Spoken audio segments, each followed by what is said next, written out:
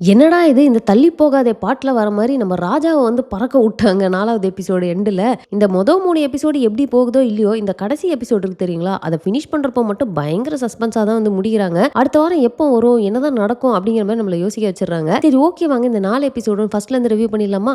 So last வீக்கே பார்த்தீங்கன்னா, அந்த Karthik case வந்து ஒரு வழியா அது வந்து கொலை அப்படிங்கிற அளவுக்கு அவங்க ப்ரூவ் பண்ணிருவாங்க. ஆனா அதுல எலி தான் வந்து பிரைம் சஸ்பெக்ட் அப்படிங்கிறப்போ, அவரு இறந்துட்டாருன்னு சொல்லிட்டு கேஸ அப்படியே ஒரு மாரி க்ளோஸ் பண்ணிருவாங்க தெரியுமா? ஸோ அது ரிலேட்டடா நம்ம லலிதா, முரளி அப்படின்னு சொல்லிட்டு எல்லாருமே வந்து செம சோகமா இருக்கிறாங்க. நீங்க ஒண்ணு நோட் பண்ணீங்கன்னா, யூசுவலாவே நம்ம லலிதா தான் வந்து முரளிய எப்ப பாரு தேடிக்கிட்டே இருப்பாங்க, கால் பண்ணிக்கிட்டே இருப்பாங்க, வெளிய வான்னு கூப்பிட்டுக்கிட்டே இருப்பாங்க. ஆனா இந்த ராஜானால வந்து நம்ம முரளி ஒரு மாதிரியா அத வந்து சரியா ஹேண்டில் பண்ண முடியாம கஷ்டப்பட்டுட்டு இருப்பாரு. பட் இந்த வாரம் பார்த்தீங்கன்னா, நம்ம லலிதா அப்செட்டா இருக்கிறாங்க. அவங்க கோயில்ல போய் உட்கார்ந்துடுறாங்க. முரளி தான் வந்து எங்கடா காணோம் காணோம்னு மாத்தி மாத்தி கால் அடிச்சிட்டு இருப்பாரு. ஸோ அந்த சீன்ஸ்லாம் வந்து ஒரு மாரி நல்லா இருக்குங்க. அவர் தேடி போறது. அதுக்கப்புறமா அவங்க டல்லா இருக்கிறாங்களேன்னு சொல்லிட்டு அவங்களோட மூட சேஞ்ச் பண்றதுக்காக கிஃப்ட்டா குடுப்பாரு. போன வாரம் பார்த்தீங்கன்னா, உங்களுக்கு என்னலாம் பிடிக்கும் அப்படின்னு ஒரு லிஸ்ட் குடுத்துருப்பாங்க தெரியுமா? இந்த தேன் மிட்டாய், நவாப்பழம் அப்படின்னு சொல்லிட்டு நெறைய விஷயத்த கொண்டு வந்து குடுக்குறது. அத பார்த்து அவங்க எக்ஸைட் ஆகுறதெல்லாம் சூப்பரா இருக்கும். கடைசியா உனக்கு ஒரு சர்ப்ரைஸ் வச்சிருக்கேன் அப்படின்னு சொல்றப்ப கூட குல்ஃபி தானே அப்படின்னு இவங்க கேட்பாங்க. சாப்பாடையும் தாண்டி நெறைய விஷயம் இருக்குது அப்படின்னு அவர் சொன்னதெல்லாம் ஃபன்னா இருக்கும். அவங்களோட ஸ்கூல் கிரஷ் நிவின் அப்படின்னு சொல்லிட்டு அவர கூட்டிட்டு வந்தது. அண்ட் வந்ததுக்கு அப்புறம் இவங்க 2 பேரும் பேசிக்கிட்டே இருக்கிறத பார்த்து அவரு பயங்கரமா ஜெலஸ் ஆனது. அண்ட் அதுக்கப்புறமா அதுக்குள்ள ஜீவா ஸ்வென்சிய கொண்டாந்து அண்ட் கடைசியா நிவின வந்து இவர் பார்சல் பண்ணி நீங்க வந்து கிளம்புங்க அப்படின்னு சொல்லிட்டு புடிச்சு அனுப்புனதுன்னு சொல்லிட்டு அந்த என்டையர் சீக்வென்ஸே ஒரு மாதிரி நல்லா கொண்டு போயிருப்பாங்க. ஸோ இந்த கேஸ் விஷயமா நம்ம லலிதா ஒரு விஷயம் சொல்லுவாங்க தெரியுமா? இது வந்து ஒரு தோல்விகரமான வெற்றி அண்ட் ஐராக்கு பார்த்தீங்கன்னா, இது ஒரு வெற்றிகரமான தோல்வின்னே சொல்லலாம் அப்படின்ட்டு. ஸோ இது ரொம்ப டீப்பான மீனிங் உள்ள ஒரு சென்டென்ஸா தான் இருந்தது. இப்ப அது சூசைட் கிடையாது. இது இந்த ஜாதி வெறிக்காக பண்ண கொலை அப்படிங்கிற அளவுக்கு இவங்களால ப்ரூவ் பண்ண முடிஞ்சிருச்சு. பட் இருந்தாலும் இது ஐரா பண்ணது தான் அப்படின்னு சொல்லிட்டு ஐராவ தூக்கி உள்ள போட முடியல. ஸோ அதனால ஒரு அளவுக்கு இவங்க வந்து வின் பண்ணியிருக்கிறாங்க. ஐராவும் ஒரு அளவுக்கு வந்து இதுல வந்து வின் பண்ணிட்டாரு அப்படின்னு தான் நம்ம சொல்லணும். ஸோ இப்பதாங்க ஒரு முக்கியமான விஷயம் என்ன அப்படின்னு பார்த்தீங்கன்னா, நம்ம கௌதம் இருக்காரு தெரியுமா? அவர் தான் போயிட்டு ஐராவோட ஜாயின் பண்ணிட்டார்ல. பயங்கரமான ஒரு ரோல் அவர் குடுத்துருக்காங்க. அவர் ரொம்ப கேஷுவலா லலிதா கிட்ட வந்து, "நான் இன்னொரு இடத்துல வந்து ஜூனியரா ஜாயின் பண்ணியிருக்கேன். உனக்கு என்னோட சிச்சுவேஷன் தெரியும் தானே" அப்படின்னு சொன்னதா இருக்கட்டும். காசு எடுத்து குடுத்துட்டு, "இந்த இடத்துக்கு ரென்ட்டுக்கு என்னோட ஷேர் மணி" அப்படின்னு அவர் குடுக்குறது, கொஞ்சம் கூட கில்ட்டியாவே இல்லாம, இத்தன வருஷமாவோ இல்ல எவ்வளோ நாள் நமக்கு தெரியாது. பட் இருந்தாலும் அவங்க ஒண்ணாவே டிராவல் பண்ற மாரி தான் காட்டியிருக்காங்க. பட் கொஞ்சம் கூட யோசிக்காம அவர் வந்து துரோகம் பண்றது, அண்ட் நைஸா எப்படி வந்து அவர் அந்த கேஸ் டீட்டெயில்ஸ்லாம் அவர் கலெக்ட் பண்ணுவார் தெரியுமா? இப்ப கார்த்திக் கேஸ்ல நீ என்ன பண்ண போற அப்படின்னு கேட்கறது, முகமது அலி கேஸ்ல இவங்க வந்து ப்ரொசீட் பண்ண போறாங்க அப்படிங்கறத தெரிஞ்சுக்கிட்டு, அதுல அவங்க என்னலாம் பண்றாங்கன்ற டீடைல்ஸ் எல்லாம் வாங்கி ஐராக்கு கால் பண்ணி சொல்றது அப்படின்னு சொல்லிட்டு, இது என்னைக்கு வெளியே தெரிய வரப்போகுது அப்படிங்கிறது தெரியல. என்னைக்காவது கடைசியா வந்து கௌதமையே வந்து ஐராக்கு அகைன்ஸ்டா யூஸ் பண்ணி அங்க இருக்கிற டீடைல்ஸ் இவங்க வாங்குற மாதிரி பண்ற மாதிரி காட்டினாங்கன்னா கொஞ்சம் நல்லா இருக்கும்னு நினைக்கிறேன். லலிதா அண்ட் முரளி பாத்தீங்கன்னா செம்ம டல்லாவே இருப்பாங்க. ஸோ அந்த இடத்துல நம்ம ராஜா சொன்ன விஷயங்கள் இது என்னது இது இப்படியெல்லாம் யோசிச்சுட்டு இருக்க கூடாது. ஒரு கேஸ் இல்லையா அடுத்த கேஸ் நம்ம பாட்டு மூவ் பண்ணி போயிட்டே இருக்கணும். ஏதாவது ஒண்ணுல வந்து அவன் ஐரா மாட்டாமலா போயிட போறான். ஸோ நம்ம வந்து இந்த மாதிரி டல் ஆகி உட்காந்துட கூடாது. நீங்க வந்து ஓடுங்க அப்படி இப்படின்னு சொல்லிட்டு அவரு கொடுத்த அந்த மோட்டிவேஷனல் ஸ்பீச்சுமே ரொம்ப நல்லா இருந்தது. ஸோ இப்போ முகமது அலி கேஸ்ல வந்து ஏதோ ஒரு லூப் ஹோல் கண்டிப்பா இருக்கும். ஏன்னா இப்போ கார்த்திக் கேஸே பாரு எப்பவோ முடிஞ்ச கேஸ். ஆனா இப்போ நம்ம அதை திரும்ப ரீஓபன் பண்ணி நம்ம அந்த விஷயத்தை ஃபாலோ பண்றப்போ நம்ம திரும்பவும் கண்டுபிடிக்க போறோம் அப்படின்னு தெரிஞ்சதுக்கு அப்புறம் ஒரு லூப் ஹோலா அவன் அடைச்சிட்டே வந்தான் இல்லையா? ஸோ அதே மாதிரி முகமது அலி கேஸ்லயும் நிறைய விஷயங்களை அவன் விட்டு வச்சிருப்பான் அப்படின்னு அவர் சொல்லுவாரு. அந்த லாஜிக்லாம் நல்லா தாங்க இருந்தது. ஆனா இவங்க வந்து முகமது அலி வீட்டுக்கு போயிட்டு அந்த கபோர்டு உடஞ்சிருக்கிறத பார்ப்பாங்க தெரியுமா? ஸோ அதை பார்த்ததுக்கு அப்புறம் அவங்க ஒய்ஃப் வந்து ஒரு விஷயம் சொல்லுவாங்க. அது இதுக்குள்ளதான் ஒரு முக்கியமான ஃபைல்ஸ் எல்லாமே வச்சிருந்தாரு. ஆனா அதெல்லாம் ஐராவோட ஆளுங்க வந்து அடிச்சு புடிங்கிட்டு போயிட்டாங்க அப்படின்ற மாதிரி சொல்லுவாங்க. இது ஒரு ரொம்ப முக்கியமான ஒரு விஷயம்.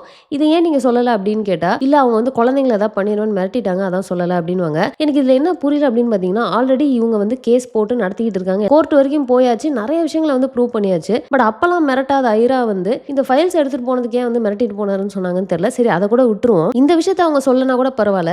பட் ரமேஷ்னு ஒரு கான்டாக்ட் இருக்கிறாரு. அந்த ரமேஷுக்கு வந்து நிறைய விஷயம் தெரியும். நீங்க அவரை கான்டாக்ட் பண்ணுங்க அப்படின்னு கூட சொல்லியிருக்கலாம். அந்த ஒரு முக்கியமான விஷயத்தையே வந்து அவங்க சொல்லாதது ஒரு மாதிரி இருந்தது. இன்னும் சொல்ல போனா இதை வந்து ராஜாவே வந்து மல்டிபிள் டைம்ஸ் இப்படி ஒரு லீடை நம்ம எப்படி மிஸ் பண்ணோம் அப்படிங்கறது நிறைய வாட்டி அவரே வந்து சொல்லி கவர் பண்ணிட்ட மாதிரி காட்டுவாங்க. ஸோ அவங்க போய் ரமேஷை வந்து பார்த்தது, அங்க இருந்து அவங்க வந்து இந்த மணல் கொள்ளை ரிலேட்டடா வந்து நிறைய லீடு வந்து அவங்களுக்கு கிடைச்சது ஐராக் அகேன்ஸ்டா. ஸோ இப்போ அது என்ன பண்ண போறாங்க அப்படிங்கிற மாதிரி ஒரு மாதிரி சஸ்பென்ஸா கொண்டு போயிட்டு இருக்காங்க. அண்ட் இந்த மணல் கொள்ளை ரிலேட்டடா பாத்தீங்கன்னா அந்த ரமேஷ் வந்து சில விஷயங்கள்லாம் சொல்லுவாரு. அதுவுமே கொஞ்சம் நல்லா இருக்குங்க. அதாவது இந்த மண்ணு, தண்ணி, காடு அப்படின்னு சொல்லிட்டு இதுக்காக தான் உலக போரே வந்து நடக்குது. ஆனா மக்களுக்கு வந்து இது எதை பத்தியுமே கவலையே கிடையாது.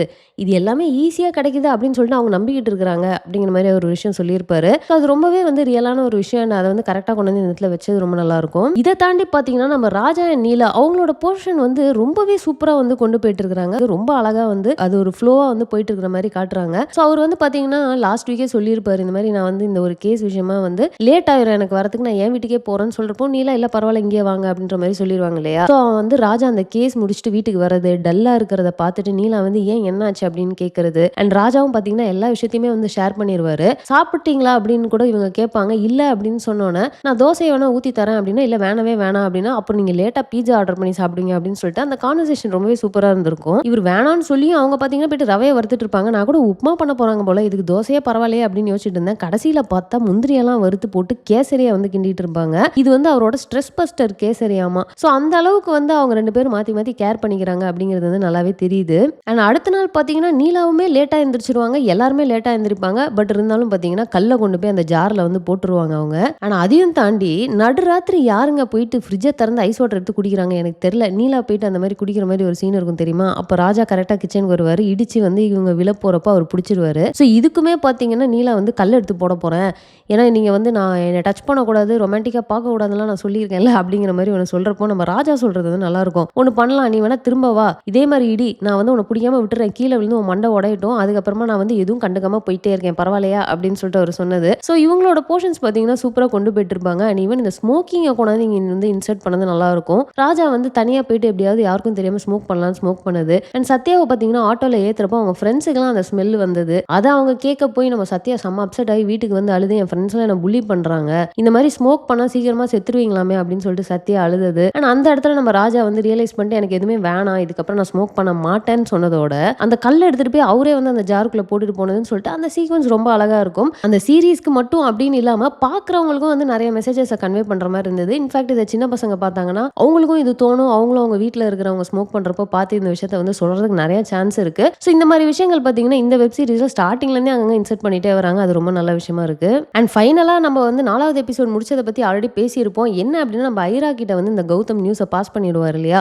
இந்த மாதிரி மணல் கொள்ளை ரிலேட்டடா ஒரு லீடு கிடைச்சிருக்குது, என்னமோ அவங்க பண்ணிட்டு இருக்காங்கன்றப்போ நம்ம ஐரா வந்து இதுக்கு முன்னாடி வரைக்குமே ராஜாவை வந்து தூக்கிடலாமான்னு கேட்குறப்போ வேணவே வேணாம், அந்த மாதிரிலாம் நம்ம பண்ணக்கூடாதுன்னு சொல்லிட்டு இருந்தவர் இந்த வாட்டி லைட்டா அவனை தட்டிரு அப்படிங்கிற மாதிரி சொல்லியிருப்பாரு. ஸோ கரெக்டா கடைசி சீன் பார்த்தீங்கன்னா லாரியை வச்சு பைக்கை இடிச்சிட்டாங்க. இவர் அப்பதான் வந்து நான் சொன்ன மாதிரி தள்ளி போகாதே பாட்டில் வர மாதிரி அப்படி பறக்க ஆரம்பிச்சாரு. டக்குன்னு நிறுத்திட்டாங்க. என்ன பண்ண போறாங்க, இவருக்கு ஆக்சிடென்ட் ஆகி படுக்க வச்சிட்டாங்கன்னா ஒரு சைடு பார்த்தீங்கன்னா நம்ம நீலா அண்ட் ராஜாவோட கனெக்ஷன் வந்து இன்னுமுமே ஸ்ட்ராங் ஆகிடும்.